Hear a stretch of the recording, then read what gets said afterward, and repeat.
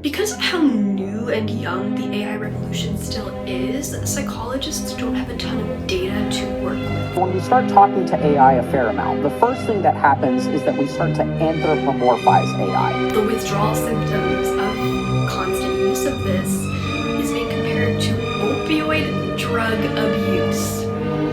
That's insane.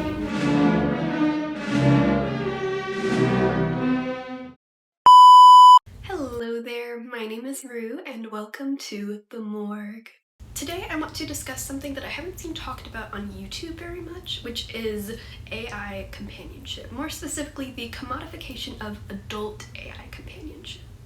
Nothing mentioned here will be graphic, obviously, but I do want to place a content warning right here. This video will touch on some concepts that may be upsetting to some viewers. Viewer discretion is advised. I also want to take a quick moment to introduce myself. My name is Rue and I am an undergraduate student studying biology and psychology. I'm interested in medicine and research, and a big area of my interest is how AI affects a person cognitively.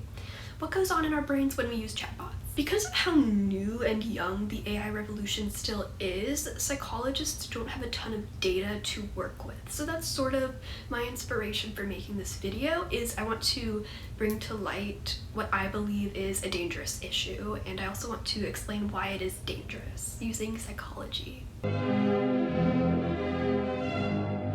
Before we get into the chatbots, I want to take a moment to go over what the AI boom is. The AI boom revolutionized the internet, and nothing will ever be the same as it used to be. When I was a cringeworthy middle schooler back in the day, I remember reading fanfiction on AO3, posting fan art on Amino, and reading webtoons. I'm sure a lot of Gen Zers can relate to that. These websites still exist, but they're different now. People don't need to write fan fiction anymore when they can just type a prompt and have whatever they wanted just come to life at their fingertips. And I think this is problematic because even if it wasn't great literature, I think writing in my free time and not for school really encouraged my growth as a reader and a writer. Those are fundamentally important hobbies for a developing human. And children still do those things. I'm not saying that that's going extinct, but I am saying that it's endangered because, our basic monkey brain, seek pleasure, avoid pain. What do you think it's going to choose to do? Do you think it's going to choose to do the harder version of something or the easier version of something? Especially once the easier version has become more normalized. So I do worry that a lot of the consequences of the AI boom are going to impact developing adults and young children when it comes to their hobbies and writing, reading, art, expressing themselves. I fear that that will have consequences. Generative AI is used daily by millions of people. It's almost impossible not to use it, unfortunately, because search engines like Google and tech companies like Apple have integrated AI into their services. Little bit predatory if you ask me. It's very, very difficult for a complete boycott to happen because of how ingrained it is into the services that we use every single day. Common uses for LLMs, or large language models, like ChatGPT include writing email drafts, asking questions, writing grocery lists, etc., etc., etc. But there is another, perhaps more addictive use for AI, which is companionship. Many individuals are using AI to chat, roleplay, converse, and even seek therapy. This is possible through websites such as Character AI, as well as others such as Chai, Polybuzz, and more. Countless at this point, honestly. I want to focus on Character AI for a moment because it is by far the most popular chatbot website. According to Wikipedia, Character AI is a generative AI chatbot service where users can engage in conversations with customizable characters. Users can create characters, craft their personalities, set specific parameters, and then publish them to the community for others to chat with. Many characters are based on fictional media sources or celebrities, while others are original, some being made with certain goals in mind, such as assisting with creative writing or playing a text-based adventure game. The beta version was made available to the public on September 16, 2022, and retired in September of 2024 when it was replaced by the current website. In May of 2023, a mobile app was released for iOS and Android, which received over 1.7 million downloads within a week. That is a lot of people. Importantly, Character AI has filters in place to prevent bots from generating explicit messages.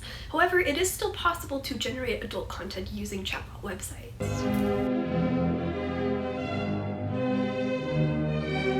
What about the AI explicit media that I was talking about? For clarification purposes, I'm going to operantly define AI explicit media or AI adult content. Images, videos, text, or media created by a generative AI service that include explicit adult content. This definition includes, but is not limited to, deepfake videos of real people, generated videos of fictional characters, cartoon or real, adult literature, adult chatbot messages, and explicit audio recordings.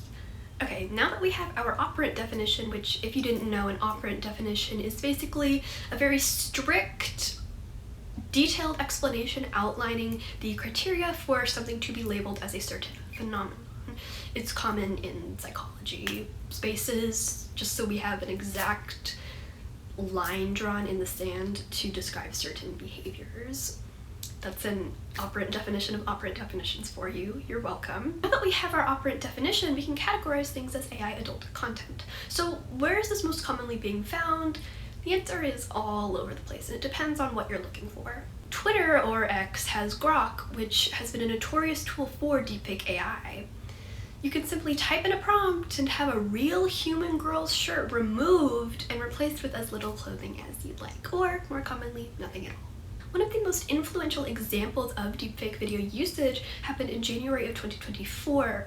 Explicit and violent images of Taylor Swift were posted, and Taylor was rightfully very upset, as was her fan base. These deepfake photos garnered millions upon millions of views, and even though the accounts were banned, they were being continuously reposted, and it seemed you just couldn't escape them. I'm sure most of you have heard of this scandal, as it garnered a lot of media attention, rightfully so. There was a huge scandal, and Microsoft, whose products were allegedly used to generate the images, was quick to respond, as were politicians in the US and overseas. A bill was swiftly drafted by the US Senate, which would allow victims of this to sue both the creators of the deepfakes and anyone who received it, knowing that it was made without the victim's consent. In February of that same year, the European Union created a similar bill, and deepfake adult content is expected to be criminalized in 2027 via this bill. Obviously, Taylor Swift is not the only victim of deepfakes. She was not the first, nor will she be the last. But because she has so much influence, she was able to spark some legal changes, which is good, step in the right direction. Many people have been made victim to deepfakes, and this is a very nefarious, vile crime to commit just because of how violating it is. It has not happened to me personally, knock on wood, but I imagine it's very violating because you're seeing something that looks like you, and you're having this violence committed against you, but it's not something that can really be controlled by the victim. And so we need safeguards in place and laws and consequences to prevent this from happening. And a large critique I have of the AI revolution is the fact that AI is becoming more advanced faster than the governments can put safeguards around it. Anyway, this is a topic that has already been covered pretty extensively on YouTube, and I want to bring to light an issue that has not been covered as much, and that is AI chatbots that are being used to generate explicit content.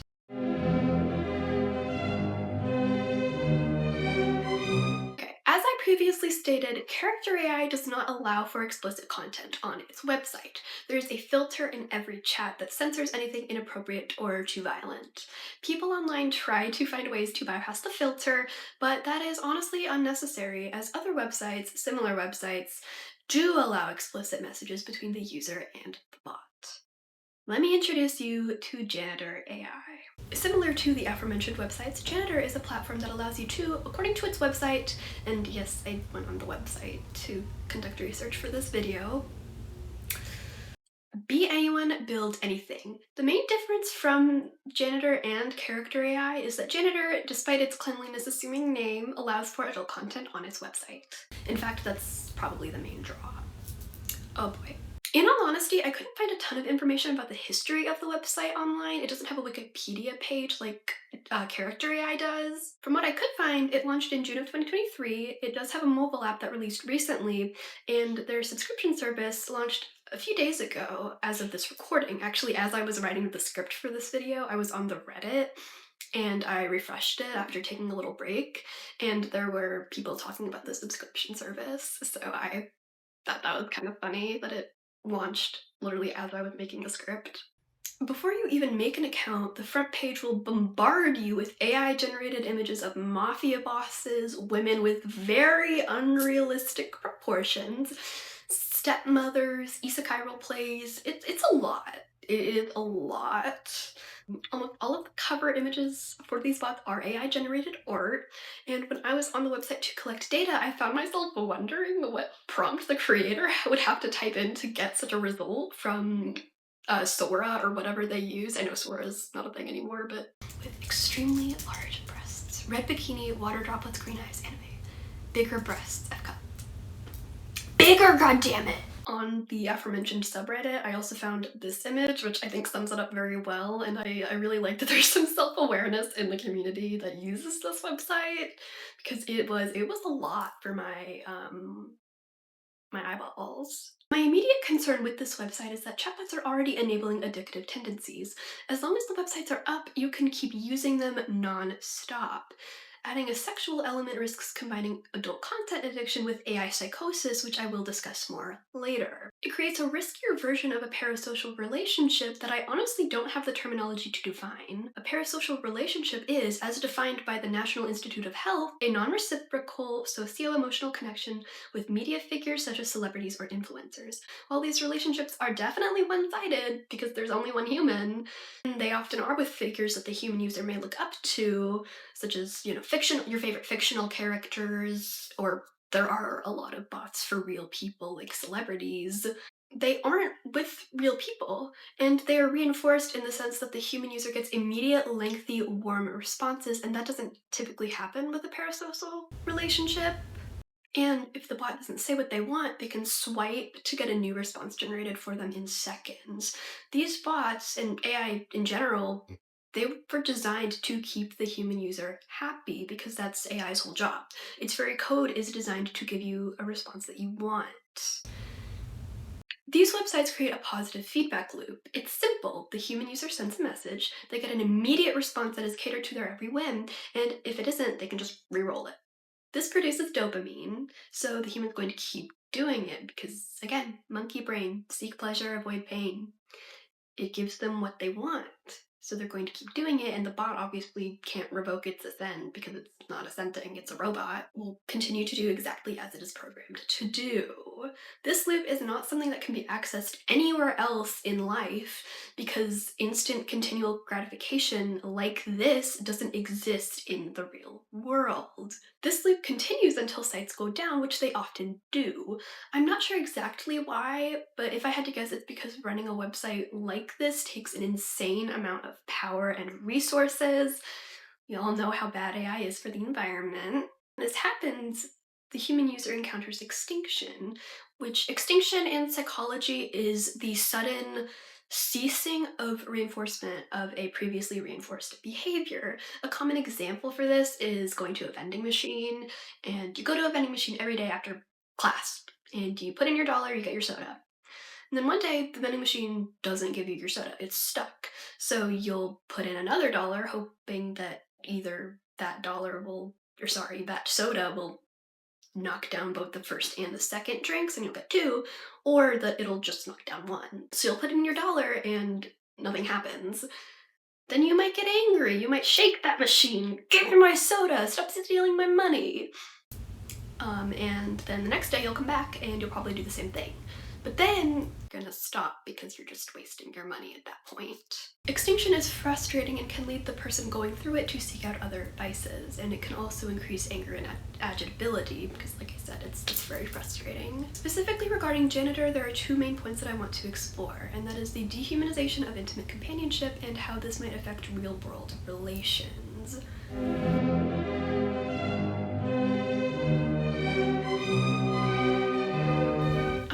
Into grotesque detail as to what exactly is on this website, but it's exactly what you'd expect. A lot of the bots, and there does appear to be an evenish number of male and female bots, probably more female bots made for men, but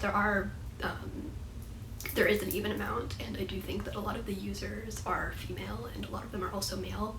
A lot of them are caricatures and stereotypes, which is what you'd expect on a website like this. There are so many AI-generated images, and a lot of what I read from the initial messages and published chats seems to be very low quality. It doesn't have a lot of effort put into it. A lot of the initial messages look like they were also generated by AI. So it's AI slop, but with adult content. Before we talk about why this is harmful, I want to preface by saying I'm not anti-adult content. I believe that the industry itself is very flawed, but I'm not going to clutch my pearls and get all holier than thou when it comes to the media itself. I don't care what people do in their private time, and I think that having private time like that can be very healthy if done in moderation. My grievance with this adult content in particular is its hypothesized effects on cognitive function when used in excess, because it is combining 2 very addictive elements, not the content itself. As with everything, the dose decides the poison. The availability of adult content has skyrocketed in recent decades, and psychologists are becoming aware of the adverse effects of this ease of access. According to a study done by the National Library of Medicine, withdrawal reactions were noticed when patients had to go without this adult content in a while, and some of these reactions were depression, anger, and eventually a decrease in cognitive function if this happened over time. Shortly after consuming the media, participants of the study were observed to have a decrease in accuracy when answering questions, increased reaction time, and higher feelings of negative emotions. The study compared its findings to how participants reacted to drug use, specifically opioid drug use. So the usage of adult content, not AI content, the study was just on regular movies. The withdrawal symptoms of constant use of this is being compared to opioid drug abuse. That's insane. Sort of crazy to think about, but it makes sense when you consider how many endorphins are released when adult content is consumed. Think of how you feel afterwards and try to compare that to how an opioid might make you feel. Like I said, while I was writing the script for this video, Janitor released an official statement on their Reddit and website declaring their new Janitor Plus subscription service. Only $13 a month. Have you seen the gas prices? According to the official Reddit post, subscribers get 5 times more context, which I think is just chat memory, 300 enhanced swipes, which uses newer models of the LLM, and unlimited priority messages, so you can use the site to your heart's content even when there is a queue, and that is also something that Character AI offers with their premium subscription, or I don't know if they still have their premium subscription available, but I know that they did at one point, and that was another benefit that the premium users had. They got to basically, like, when there was a queue, which, if you don't know, there's sometimes a queue on these websites because of very high traffic, and like I said, it's very, very resource heavy, resource taxing to use these websites. So if there's a lot of high traffic, then there's a queue, and the servers get overwhelmed very easily. The rest of the website is free to use, and there are no ads on it, which I find pretty interesting because I can't even imagine how expensive it is to maintain this website. I don't know. Seems a little suspicious to me. I want to briefly touch on AI psychosis. I wrote a research paper on AI psychosis for my social psychology class, which I'm going to cross-reference here. The rise of artificial intelligence brings a new challenge for social psychologists to consider, because humans in this situation are interacting with not other humans, but something built to resemble them. Psychiatrist and YouTuber I'm going to mispronounce his name, I'm so sorry, Dr. Alok Kanogia, known online as Dr. K or Healthy Gamer GG, also talks about AI-induced psychosis on his YouTube channel. The video states that high use of AI can create something called a technological folie à deux, or a shared delusion. This is groundbreaking, as this is not between person and person, but user and robot.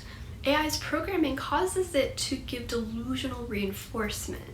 Essentially, like I said, its only purpose is to make the user happy and tell them what they want to hear. The chatbot reinforces the user's beliefs and will only disagree in a way that satisfies the user. Talking to the LLM, even though the user knows logically that the responses are not from a real person, triggers emotional circuits in the brain like those when we have real conversations with other people. We react, or in other words, we react in similar ways cognitively to conversing with AI and real people. Terrifying. Using AI can be dangerous to one's mental health because the chatbot will continuously agree with the individual and provide no counter-argument because, like I said, there are no fundamental safeguards.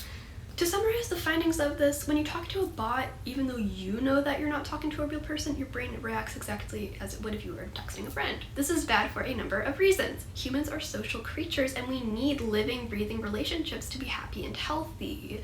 In an era where loneliness is becoming a common feeling, especially amongst young people, there's something almost predatory about a free online service offering constant, undivided companionship.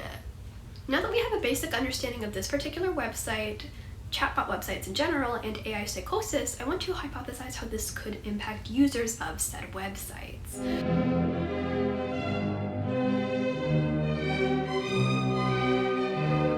So just to be clear, this is an educated guess, not a fact. AI is still very new, so there just isn't enough data right now to make an objective statement, but based off of the knowledge we do have, we can apply psychology to take a guess at some potential consequences of long-term usage of AI-generated content. So the first point I want to make is you can't re-roll messages in real life. With Janitor, if you don't like where your story is going, or if your AI does something out of character, you can just swipe to generate a new response, and that only takes seconds. This is not how anything else in life works. No other form of entertainment will rewrite itself for you if you don't like it, and this especially doesn't apply to real people and real relationships. Pivoting off of that, AI is catered to your every whim, and real life just isn't.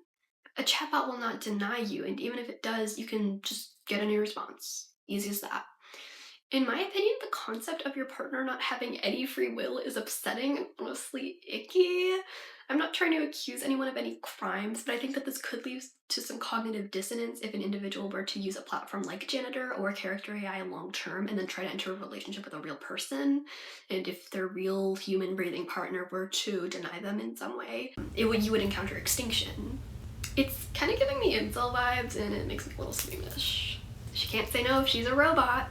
This brings the concern of isolation and alienation from real-world peers, especially amongst adolescents and young adults, which is unfortunately a large demographic of these websites. Even though they're advertised as 18+, I mean, how old were you when you started playing Roblox? Like, mental health professionals are worried that AI characters may promote emotional dependence.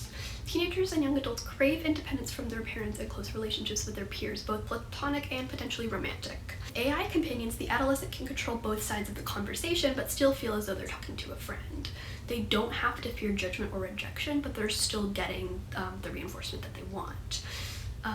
This has the potential to stunt social growth and almost punishes the idea of seeking genuine human connection, as it's the less appealing, less perfect alternative. Thinking back again to our monkey brain. Seek pleasure, avoid pain. Rejection is pain, companionship is pleasure. Based off of what we've talked about, it can be inferred that using AI for companionship, be it adult companionship or not, can have detrimental consequences on one's mental health. It can be very isolating, but also very rewarding, which is what makes it so dangerous. The devil comes in the most beautiful form. The use of generative AI for adult content is arguably worse than using it for standard companionship because it presents opportunities for abuse and combines the dopamine rush from the explicit content with the rewarding feeling we get when we have a conversation with another human being. Our brains cannot yet differentiate between a human conversation and one had with a bot, and I honestly don't know if we will ever evolve to have that skill, which can drive the person using the bot into AI psychosis. If you yourself use any of the chatbot websites I've discussed or some other variant of them, I encourage you with all the love in my heart to stop using them, and I say that with no judgment. Because of how new the AI boom still is, there's just so much we don't know about long-term effects, and I truly advise everyone to tread carefully. God forbid we become dependent on AI. I implore everyone who watches this to do their own research on this topic because you should take everything that you watch on the internet with a grain of salt. And I would love to hear your opinions about this phenomenon in the comments below. That's all I have for you today. If you've made it this far, please consider subscribing. 100% of my viewers are not subscribed because this is my first video, so I would really appreciate it. You have a wonderful rest of your day. As always, keep learning.